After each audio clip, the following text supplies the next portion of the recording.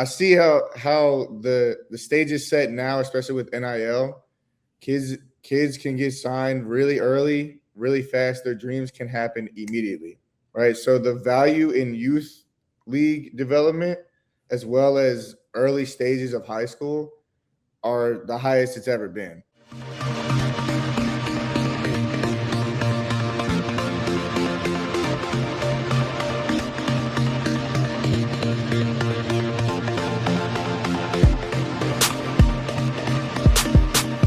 Welcome into another great week, another great conversation. With me this week, I have the CEO and founder of Pressure Training out of Tampa, Florida, Dominic Gonnella, former college football and professional baseball player as well. Great resume for Dom. Him and I go back.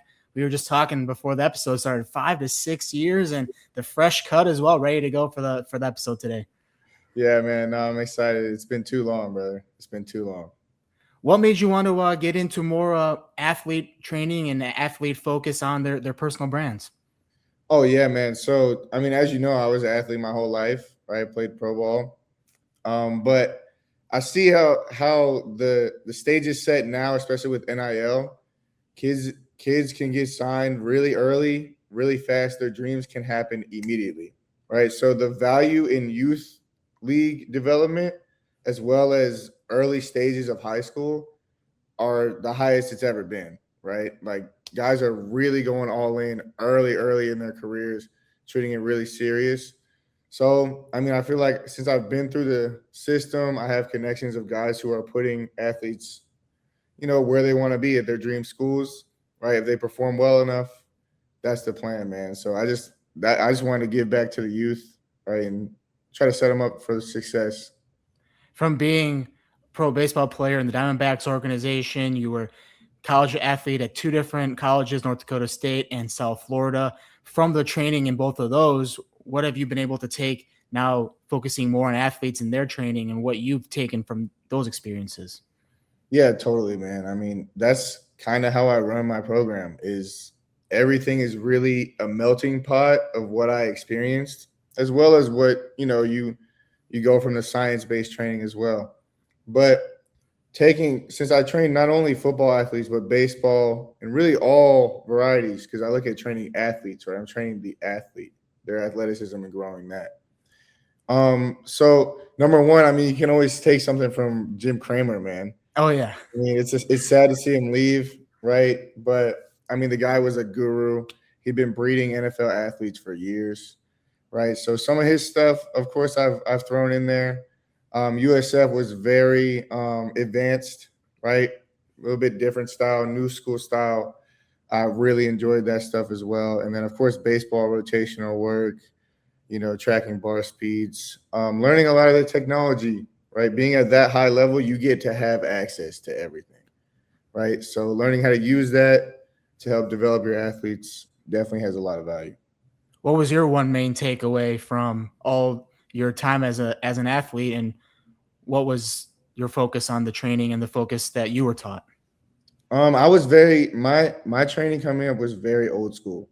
I mean, if you look at my Twitter when I was in high school, right, you're gonna see me squatting heavy, benching heavy, and deadlifting heavy. And I mean, I still have that as a core of my training style, but very consistent, right? I train 6, maybe 7 times out of the week, right? Hitting specific body parts each day. That way you're not fatiguing too much.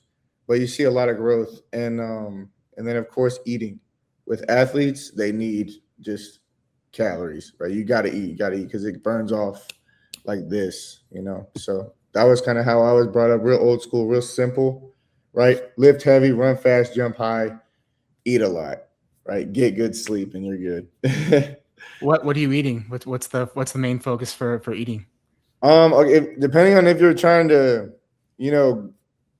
gain size, right? I came up on chicken breast, pasta, right? Your chicken parms, you got a little bit of flavor to it. Protein shakes, of course, peanut butter. We were throwing ice cream in mine because I was a skinnier kid trying to gain size as a running back, right, to be more durable.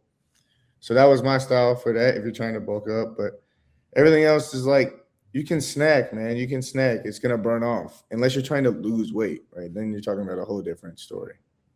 What's the key? Is it discipline? How do these athletes plan out and stay consistent? I'd say the key, man, is look at your dream, right? Like how I did it was right. I was looking up to CMC. Really, my favorite running back ever was Adrian Peterson, right? So you're looking at CMC. Saquon really was my main, like, okay, who do I have to match like now? And then Nick Chubb, right? Leonard Fournette.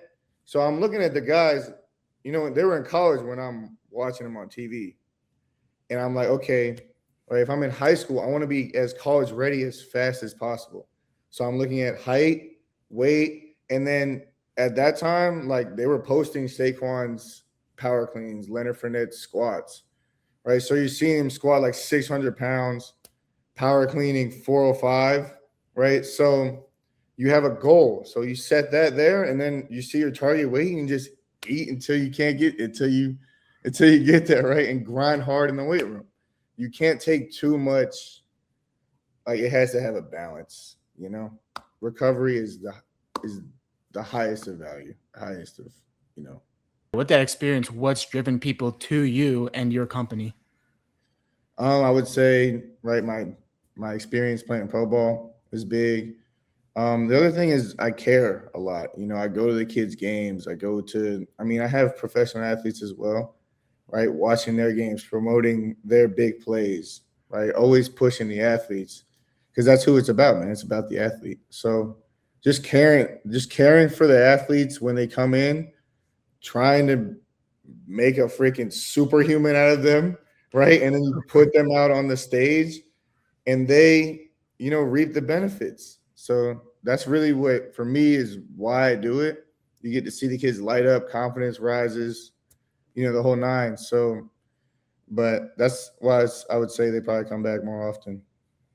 It sounds like you're taking a lot of pride, even, going to these athletes that you're trainings, games and all that. What made you want to get into this post career?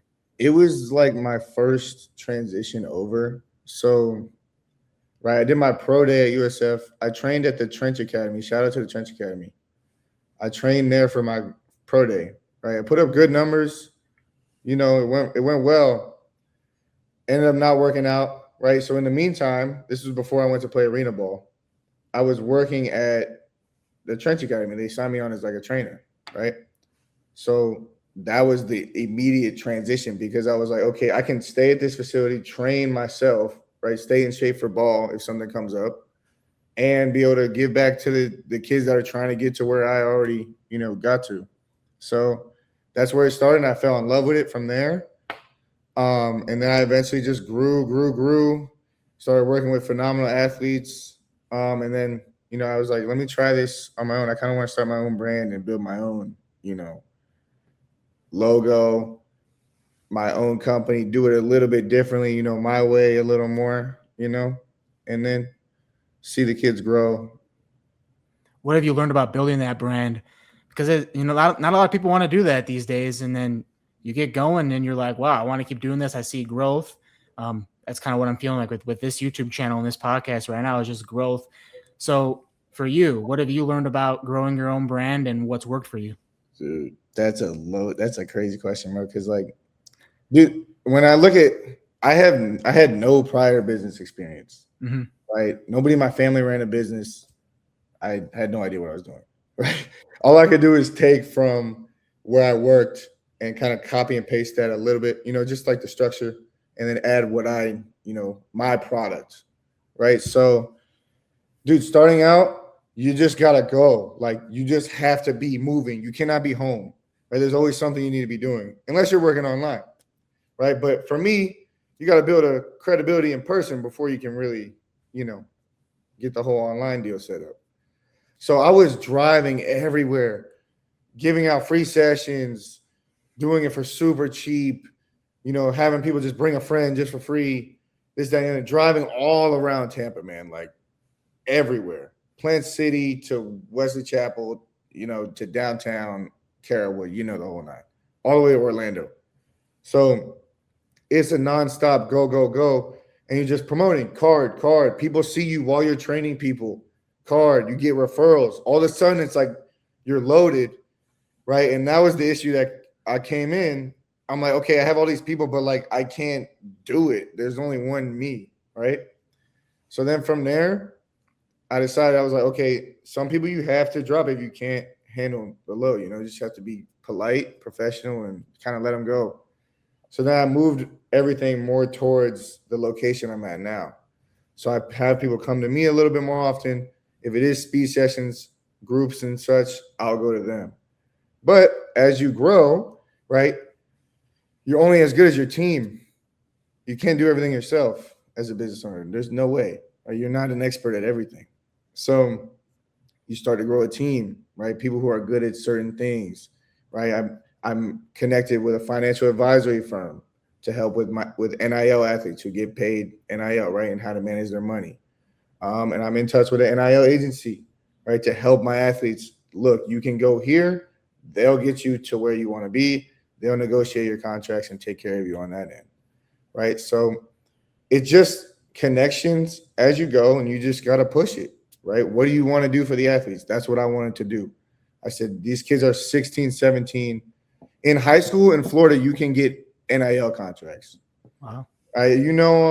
Will Griffin is the quarterback for University of Florida. Florida, yep. Out of Jesuit High School. Very big NIL guy, right, out of high school. Like trucks, all that cool stuff. So, right, having somebody to help them with that was a priority of mine, right? And then you just take it a little bit more one step at a time. When I first started out, you have your plan. You're like, this is what I want. And that's the main goal, right? And you learn as you go, right? So you're moving, challenge, boom. Something always comes up that you never thought of. So that's it, man. You were one of the first groups of athletes to have NIL and the transfer portal and what the college athlete space is now, and what the sport's all about for college football, basketball. Pretty much every sport now is transfer portal. What was your experience having it being the very first time, and what advice would you have for athletes who are in the portal or thinking about going to the portal? All right, so something I would say for sure is you definitely understand the North Dakota State culture, right? So when I first came in, of course, we didn't have NIL. And that is it goes back to kind of the Saban viral clip where it's like, there's no more breeding athletes and growing young men, right? It's literally all business now. Mm-hmm. It turned into, once NIL started going, it turned into pro ball because I was in pro ball at the same time. So I was like, this is now what I'm doing in baseball, but now it's in football now. There wasn't like, you can build a culture all you want, man, but if you can just step out at any moment, like there's no real commitment and money, you see how it is. So for how it is for an athlete now when it comes to decision making, number one, you need to look at the coaching staff, because what's happening now is coaches are getting with players and players are getting with coaches. So a coach leaves, look at the Auburn situation. Goldust goes to Auburn. Who's he bring? Byron Brown, right? And like all his favorite guys, right? There's no shame in that, but like as a player, that's what you want, because now I can move with my coach, feel comfortable in his system. I've been in his system before, right? And you're confident you can be a leader, and your voice can be heard, right? The negatives, of course, I ran into it playing when I went to USF and it was Goldust's first year, where we were all transfers. So there's no like growth. Mm-hmm. Like we didn't come from freshman year dorms together. We're all just like, what's up? We're gonna go ball. I like that because it feels like you're on an all-star team, right? But at the same time, football is a different style of sport, especially college football. So having that stone cold culture and like that real die hard for your name on a jersey, right? And the logo and everybody who came before you, that has a ton of emphasis on how the player is going to play and the intensity of how the player is going to play in a cutthroat situation, right? It's just a commitment thing. I don't know how many times you've seen at North Dakota State, we're down and it's like everybody's chilling because it's just everybody's dialed. We know we're good, you All the know? time, yeah. In a portal team, very rare because everybody blames because everybody's there to play. And if you're not playing, like, you know, people enter the portal specifically to play at a higher level or play more snaps or like maintain what they're doing. That doesn't happen, you know, egos. And then your whole culture breaks down and your team's kind of just everyone for himself. How do you deal with a culture like that that's totally different from what NDSU was? I'll say Golis really did well in what he was trying to do, right? Like he said it from the first year, right? I was there his first year. He said, give it like 2 to 3 years and everything is going to be on track. And that's really kind of what happened. Byram started to take off. He grew in the system. Players are balling, right? They started to win more games, bigger games. But it's as a coach, you can't control that. Like you have to get players in that you think are talented. You have to judge the players as best you can, and then you're stuck that year with what you have because it's your first year. You don't have any high school guys really coming in, you know. So it would, like I said, I kind of liked it because it was really all it's business. I kind of liked that business style, or perform, or you know, homie over here is gonna fly over from Nebraska and take your spot, you know, like so that's the main difference, you know. But it is nothing like that North Dakota State experience. I don't think any school is like that, like at all. Oh, one of a kind for sure. And I'll go into the FBS, so that's even crazier now. With what you said, there's a lot of pressure with these teams because everybody's new, trying to build something. Guys don't know each other. Having the name in the portal, though, how much of a pressure is that? How much of a stress is that? Yeah, it's very quick. You want to be quick. That's the name of the game. Is you enter and you want to be out now because your name just gets funneled down and washed out. Like you got to be in and out. So when you enter, ideally you see what a lot of people did was like you're talking to the coach and it's like, all right, enter the portal, we'll pick you up, and then you're good. Like they were just boom boom right away, you know, which I don't know if that was tampering or not, but a lot of schools did that. But like that's how it is. I think one thing junior college can help a lot, right? If you end up getting washed out in the portal and you go JUCO and go crazy, you can easily pop right back up. But it's a risk. You're basically entering free agency. So You did 2 sports.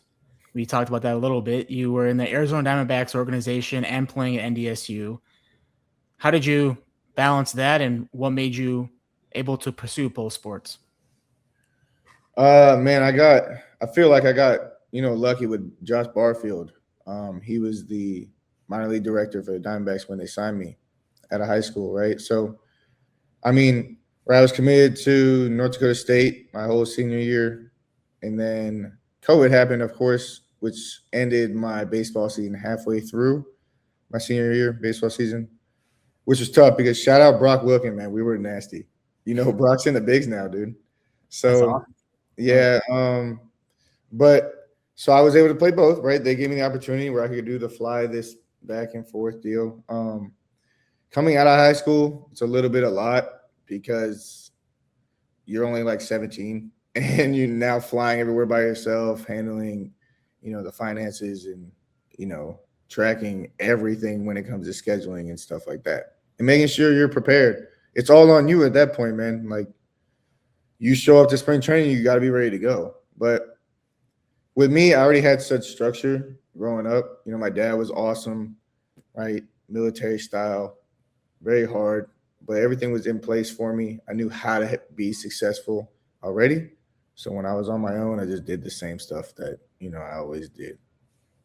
So balancing that was a challenge, but you have to be able to overcome adversity, right? Because in baseball, if you haven't been training, man, and you haven't seen 90 to 100 for the past month, that thing literally, you can't see it. Like, it's literally like a blur, dude. So, right, it's like riding a bike. I've been doing it my whole life. So, like, come on. It just comes back in like 2 weeks, 3 weeks.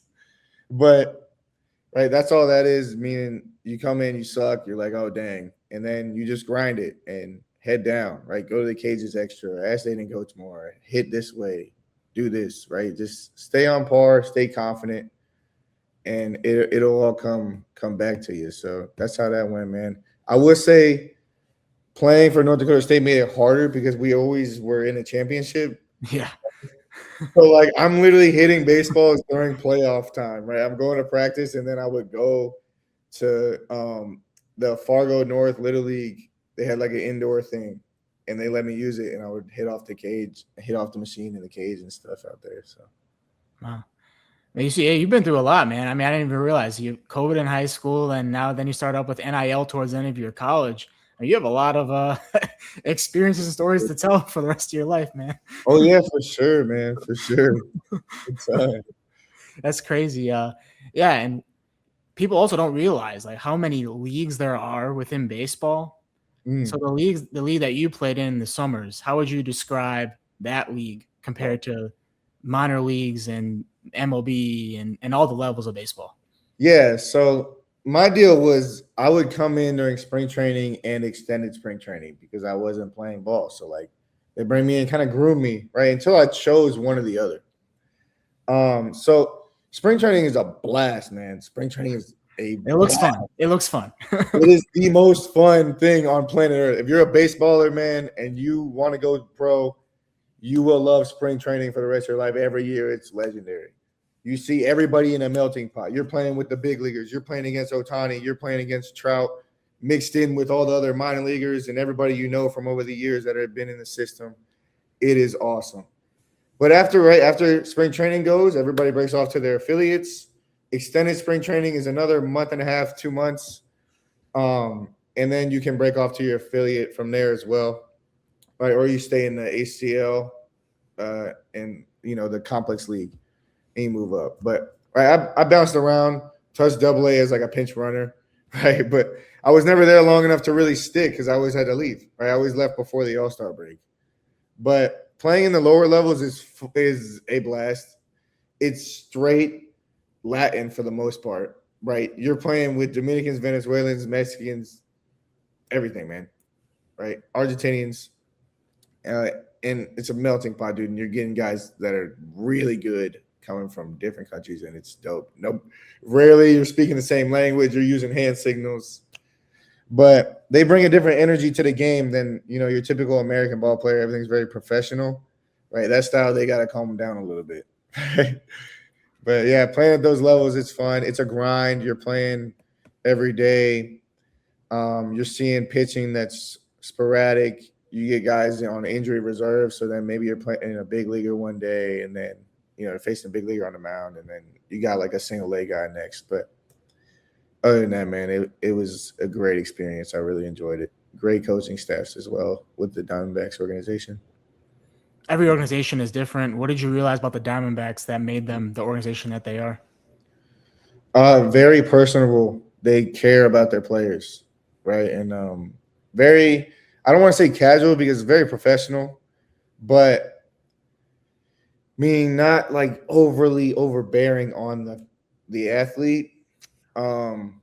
Letting the athlete, number one, figure it out, but helping along the way. They have a phenomenal mental skills coaching program in there where they run meditations. You can do one-on-ones. You can learn how to control the mind, control the breath, focus in, lock in on what you need to. Right? That's little things. The training staff there, if you have an injury, phenomenal. Strength staff, absolutely phenomenal.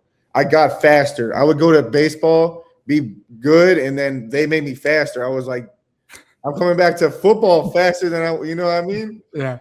But they knew how to take care of you, right? They knew what they were doing. Very cohesive group. Managers, awesome. Like I said, very personable. They're going to talk to you. They're going to be like, you strike out. Hey, look, come here. Boom. They talk you through it. It's still pro ball, right? So it's not just like, oh, you get to suck and like do whatever you want. No, you still have to be on point, right? But they see that in the athlete, and then you can just bounce back and forth, man. It was a great experience. How much do people bring up the national championship you won? Oh yeah, all the time, man. All the time. They'll watch me on the games when on the TVs. How much you still keep in touch with the other running backs like Bussy and all those guys? Those guys were a fun group. Oh yeah, that was a great room, man. The machines, right? Yeah, that's right. That's right. Yeah. Yeah. No, Bussy's out here, man, in Florida, Tampa area. So I still see him every once in a while. Courtney as well, Eubanks, Courtney, yeah. DB there. And then like the running backs, yeah, I'm still talking to Kobe, TK for sure. Right. Barika also, he's getting ready for his big day. I literally just called him the other day when we were after his pro day. Getting ready for his league run, but other than that, like DJ and I are still best friends. Hart, Marquise as well, are really tight, man. Shout out him. He's doing his thing in the league, man. But that whole squad. Yeah. Pretty tight. Building those relationships. I mean, how important is that in the athlete space to have friends and connections and all that through your entire rest of your life? Yeah, it's dope, man. I mean, you see guys go and do it big. And then you see guys branch off and start their own businesses, right, and have a life of their own. So you build crazy connections, whether it's the professional guys in baseball realm or even the pro guys in the college or in the NFL realm there, right? You get to see their experiences, communicate with them, right? You got like Talbert and Price are in the UFL right now. They're living it up, balling. Mathis is in the CFL. So you got guys in all three of the big leagues thriving, right? You can make money. You can have a career, regardless if it's the NFL. And you get to see those guys really continue their path and just ball, bro. Like it's fun to see them keep going, man. 23,000 followers on Instagram. You ever think you'd have that much? Nah, man. Nah. Yeah, a lot of it came from my playing days, but we just keep it up, man. We just try to keep pushing it, promote the brand, and help out as many athletes as we can. What have you learned about the social media space to have that grow to where it's at? When it comes to training, like running a business, it's like a must-have. I mean, the amount of eyes that are on TikTok, Instagram, and YouTube is insane. So it's something I always wanted to do for the business. If I wasn't running a business, I don't think I would be doing it. But it's a blast, and the connections you can build through social media is like legendary. I mean, I literally just set up I'm sponsored by a drink company, Do Nothing Average, DNA, right? And then I got my barber shop, right? And you're just communicating, networking, right? Trying to help people out. Hey, you want to promote this, that, and the other thing. So like, that's a big part of it, man. Yeah. You also had merch I saw, and you're part of you do some modeling too. I mean, yeah. We got to do it all out here. Yeah, it's all good for the brand, man. That's what we're trying to do. Grow the brand, right? Get the name out there, and try new things, right? That are really exciting, and experience stuff, right? This is one thing, especially talking about athletes transitioning to real world. Very rare. It's very rare when an athlete knows exactly what he wants to do right after sports.